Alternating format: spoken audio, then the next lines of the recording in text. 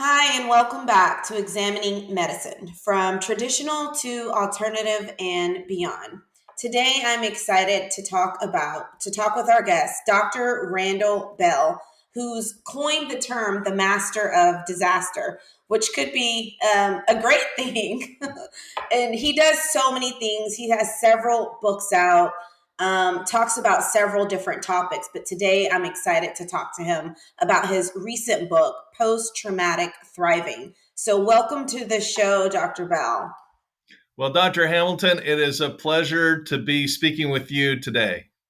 Well, thank you. Say the pleasure is all mine. So, we were talking earlier because I've heard of this idea of post traumatic thriving, and people always look at like traumas as like a bad thing. And how am I going to get over it? And no one looked at it as almost like a way to learn from it and thrive from it. So I'm really excited to kind of talk to you about on this topic. And you mentioned before, because I was like, who is this book for? And you're like, it's for everybody. It's for anybody who has experienced any type of trauma. So I have to ask first, what made you come out with this book, like this so needed book? Well, Dr. Hamilton, I got the idea for this book well over 10 years ago. Mhm. And because I have an interesting career, I'm not that interesting, but my career is. And I study disasters. I've studied them literally on 7 continents, everything from the Wow. World Trade Center to Jon Benet Ramsey and Flight 93 crash site and nuclear test sites. And I'm an economist. I calculate the numbers. But then I started meeting the people behind the statistics. I became very fascinated by their journeys and how some bounce back more successfully than others. And I Yeah. started documenting it. And I thought, given the fact I have this unique access, I really need to put a book together and make this information available. Yeah. And so, even in your line of work, because the things that you've looked at, like you've mentioned a couple like major disaster situations, you have found that some people come out of that during doing really, really well. And so that's you've kind of cumulated these stories in this book. What are you seeing in the people who kind of not only just get through or just get by, but end up thriving after a major trauma? Well, I think, as you know, the book is divided into 3 parts. There's dive, survive, and thrive. And dive is where we get knocked, or dive is where we get knocked down, and survive is where we get back on our feet and kind of reclaim our lives. But there's a certain segment of that whole population that is not satisfied with just survival. They want to, Mhm. kind of tap into that energy of the trauma, and they do remarkable things. Yeah. And that's what I find really inspiring is that people were knocked down and now they're doing something amazing. Yeah. That's an interesting conversation. It is because in your book, it's one thing to survive, right? Meaning they get back to kind of their normal daily routine, I'm assuming. And then Mhm. it's another thing to almost be better and do better than they were before the disaster. Is that what you're referring to? Yeah, that's exactly it. And we can learn a lot from them, and not only their stories, but I think, again, I think you probably know this, but the science is so good in terms of the brain neurology and understanding what we go through when we go through trauma and the 5 stages of grief and all of that. But the science is also spectacular when it comes to the techniques that get us from just surviving to thriving. So it's science based, but the book comes alive with all the stories of people that have actually done this stuff because it really works. Yeah, yeah. Okay, well, no, I think that's great. So we'll jump into it. So, when somebody goes through a trauma, what are the three choices that they face typically that you discuss? Well, it's basically that to dive, stay defeated, and I don't say that to be judgmental because I haven't been through what some people have been through, obviously. But to stay where you are and stay defeated. The other is to get back on your feet and just do the same thing, and the other is to tap into that energy and thrive. Those are really the 3 stages: dive, survive, or thrive.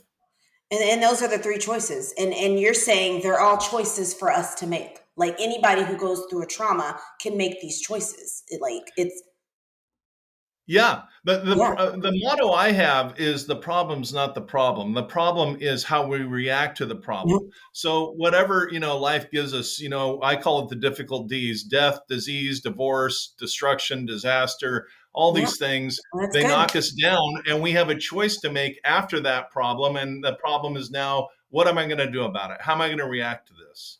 Yeah. Yeah. No, I agree. I agree. And so let's go over kind of the like, and you mentioned this briefly, the five stages of grief. Like, and if you can define those, because I don't know if everybody in the audience will know what that is, but if you want to elaborate on that and how that Well, sure. relates to trauma. Yeah, it's kind of classic psychology. I'm not a Mhm. psychologist. Actually a sociologist. But when I had this kind of epiphany a couple decades ago, I went back to school to study it. But it starts with shock. That's officially not one of the five stages of grief, but that's chapter one in the book, to understand the physiology of shock.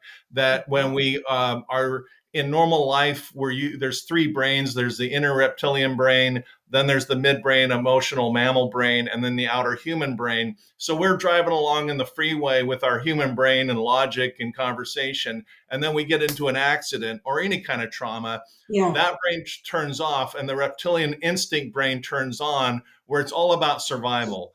Yeah. And that's why trauma literally rewires the brain. It's so important to understand shock. And then to really directly answer your question, then you get into denial and anger and bargaining. And normally people kind of land on depression. And that those Hmm. are all completely normal. People need to understand it's okay to be angry. Just don't hurt anybody. Don't hurt yourself, but it's okay to be angry, and it's okay to be depressed. But the thing is, we just don't want to get stuck there. 2 or 3 months, we should be getting out of that stage, and if we're not, we need to really reach out for some help. Yeah. And then the last, I believe, is acceptance, right? Like when you've kind of gone through this, whether I like your D's, by the way, whether it's divorce, death, disaster, destruction, I like those because that's so true.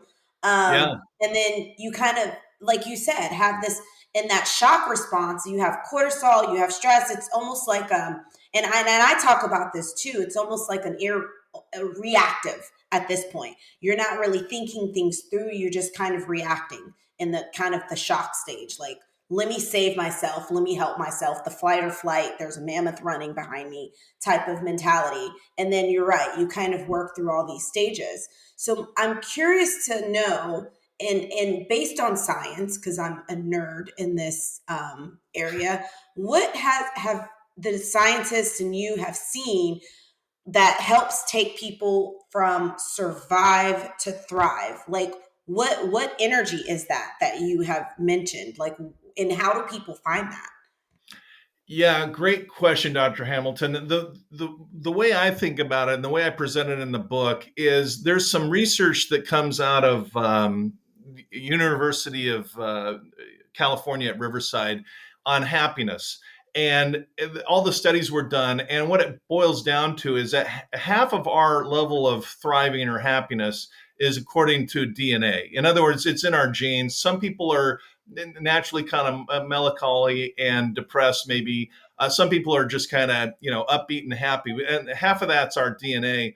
And if we have a problem in that regard, there are outstanding medications for that. Then 10% of our happiness is what happens to us. So the trauma that affects us is actually only responsible for 10% of our happiness. But here's the sweet spot: 40% of thriving is, or not thriving, that choice is dependent on the choices we make for activities and habits and attitudes that we conscientiously decide to adapt or reject.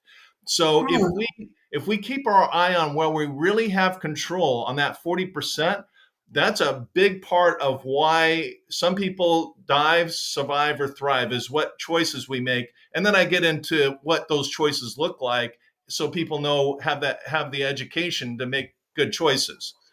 Yeah. Wow, that's interesting. So that's a huge chunk. And I don't even know if I knew genet obviously I should know because genetics plays a role in everything, but I didn't know we could be genetically wired to be more happier or not. That was interesting. But then we still have, like in everything, this percentage that is choice based, that even though I've talked about this before, even though we're created with this set amount of genes, like that doesn't have to be our fate, right? Like there's people that are more prone to, I always say, like heart disease or diabetes or whatever it is, but then you still have options and choices to make where that doesn't have to be your fate. So it sounds like it's very same as far as your traumatic experience. You have people that genetically will just get through it and survive, right? Mhm. And then you have people then that can make the choice to do some of these other things that you were discussing. That's interesting.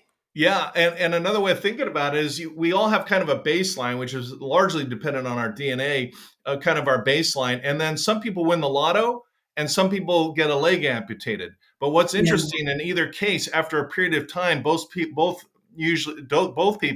usually return to their baseline. So that in other words, the person that wins the lotto thinks they're going to be happy forever, but wherever they were on their baseline, that's really where they're going to end up long term. And the same person that goes through, a tragedy like losing a leg or Yeah. any kind of thing like that, also returns to the baseline. They become as happy as they were beforehand. So Hmm. that's kind of the interesting science behind all of this. Wow, wow.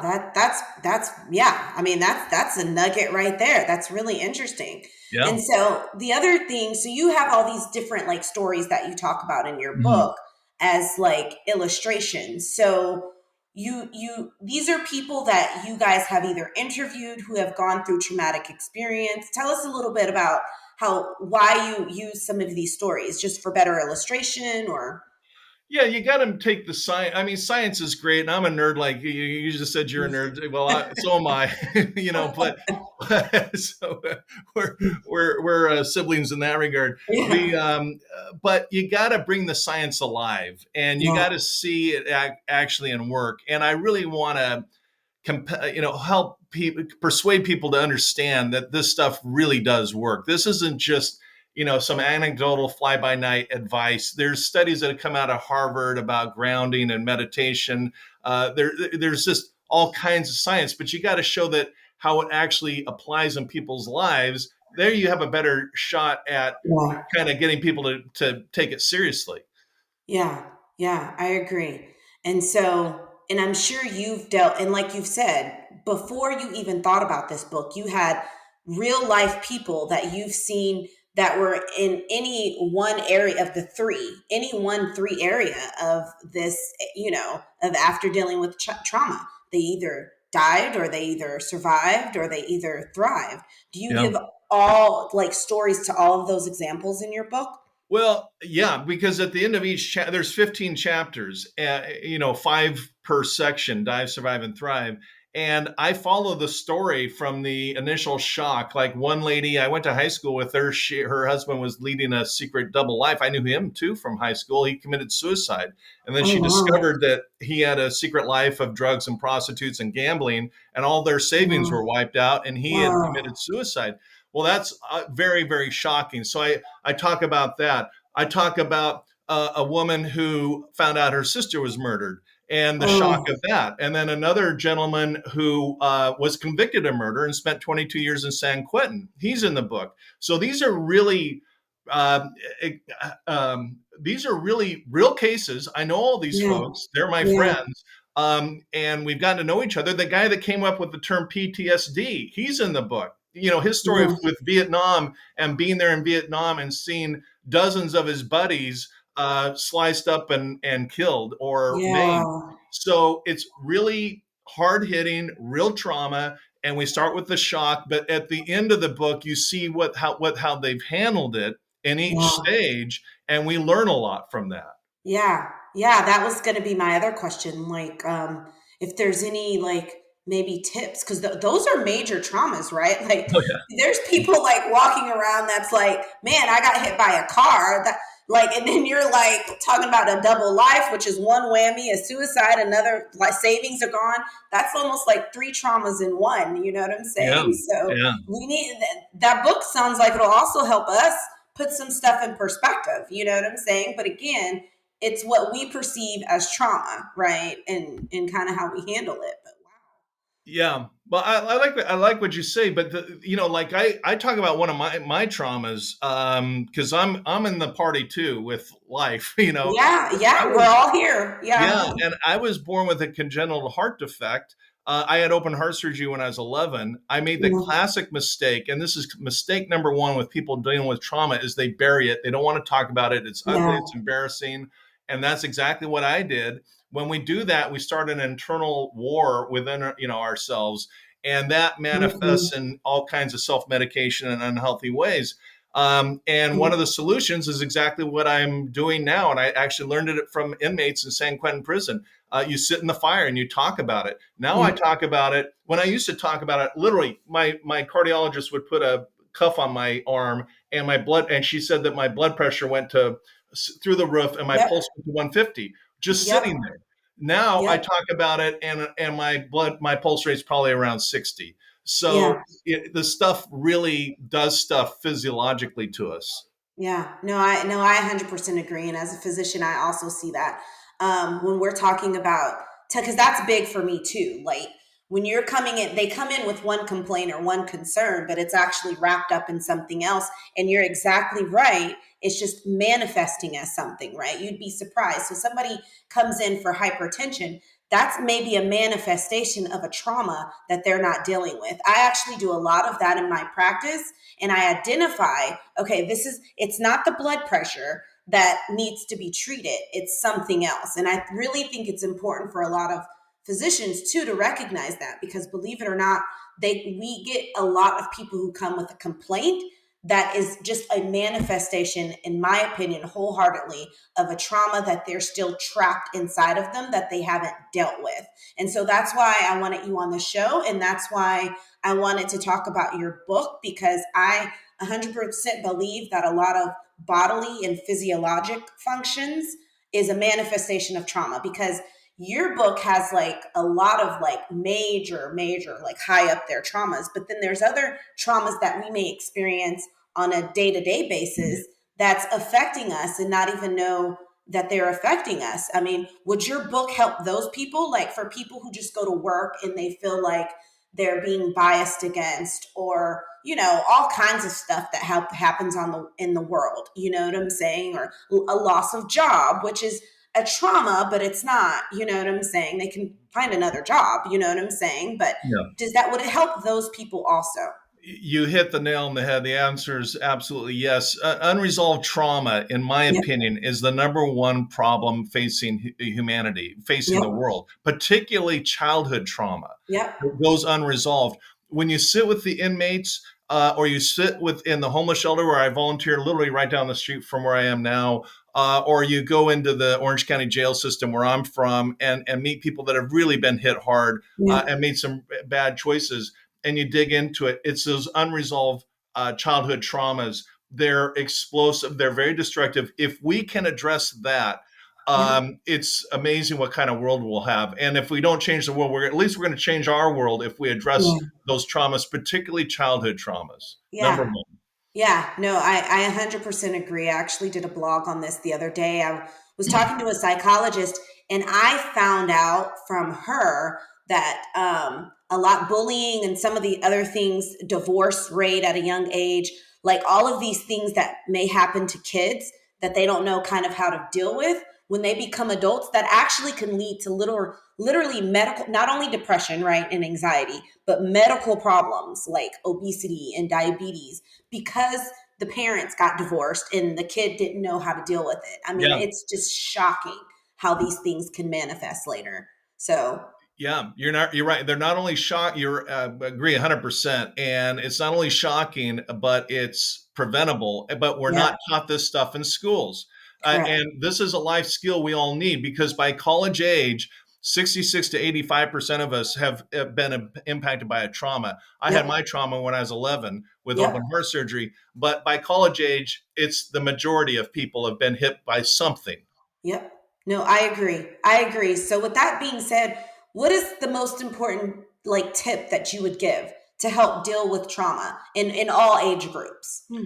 Yeah, Dr. Hamilton, I'm so glad you asked that because in the book I kick off with right in chapter one because I want to get people healing, and I've been through the whole spectrum of what you can do, and I call it the dynamic duel. There's actually two things you can do. One I've already mentioned, sitting in the fire. You cannot heal from trauma by yourself. It is not a solo Mhm. exercise, and you got to accept that, and you got to find whether it's a therapist or a trauma coach or a trusted family member, Yep. somebody who is wise enough to know how to navigate and simply listen. But you've got to get that stuff off your chest and talk Mhm. about it.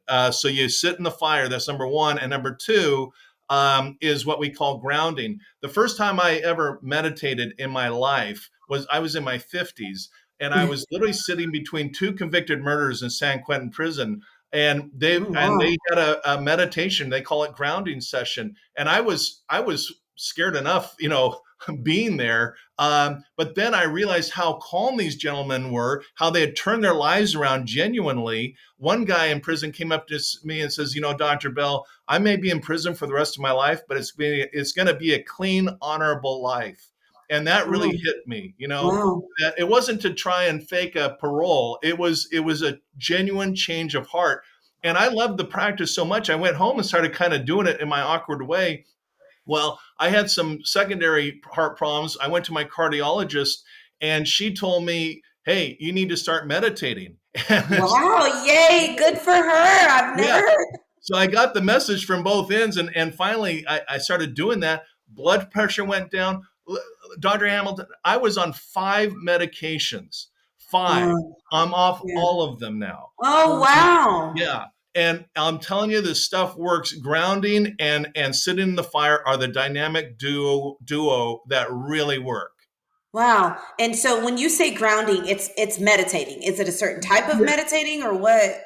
What is You it? can call it yoga, Okay. meditation, Lamaze. Deep breathing exercises rewires the parasympathetic, Yep. sympathetic flight, freeze. It's all in the book, and there's Yep. diagrams so we understand what's going on medically. There's over a dozen studies out of Harvard Medical School. Sarah Lazar did the research, and it's Hmm. brilliant. And it proves with brain scans that the Yep. grounding exercises turn life around. They really do. Yeah, yeah. No, I 100% agree with that. So with that being said, we're all in this continued pandemic that we thought would be over by now. I'm currently actively working in it, and so that is a traumatic experience for a lot of people in itself. I'm concerned how many people are going to come out of this. I have concerns that all the medical problems that we briefly discussed here will potentially be worsened. There's clearly people who've lost jobs, lost their loved ones because of this. What would you recommend, like, for people kind of almost like going through it now? Like, but, Yeah. and even if they haven't had a traumatic event yet, you know what I'm saying? Kind of ways to be able to kind of deal with this. Well, I can really answer that one because on January 10th of this year, I got COVID, and I Okay. was unfortunately one of the bad cases. I'm not trying to sound dramatic, but there were nights I went to sleep. I wasn't sure I was going to wake up. The Okay. symptoms, the coughing, the fatigue, it was horrific. It knocked me down for 4 or 5 months, and Oh, wow. yeah, it was a rough case. I probably should have gone to the hospital, but I just didn't want to go. Anyway, I followed the advice of my own book. I was really down. I had to decide the same things that we're talking about for myself. I had to decide, am I going to really practice what I preach here, or am I going to just throw in the towel? Because it was rough. Anyway, I did exactly what we talked about. I talked about it. I got a therapist on the phone, and sit in the fire. What I was going through, you sit in the fire, and I Yeah. I made sure I kept with my grounding practices. I'll just cut to the chase. Today, I'm back to running 5 miles a day. So I've Oh, made it, wow. and I give credit to these principles. The book is packed full of wisdom. I don't want to take credit for it. I've just had the ability to sit with really wise people and document what they said. And Yeah. now I'm following their advice myself, and I'm Yeah. back on my feet. So anybody going through COVID, the solutions are there.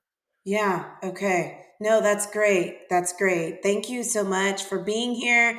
Thank you for this wisdom. I really enjoyed talking to you. You can find Dr. Bell and his book at drbell.com. So thank you so much. Thanks, Dr. Hamilton. Wonderful to talk with you. Same here.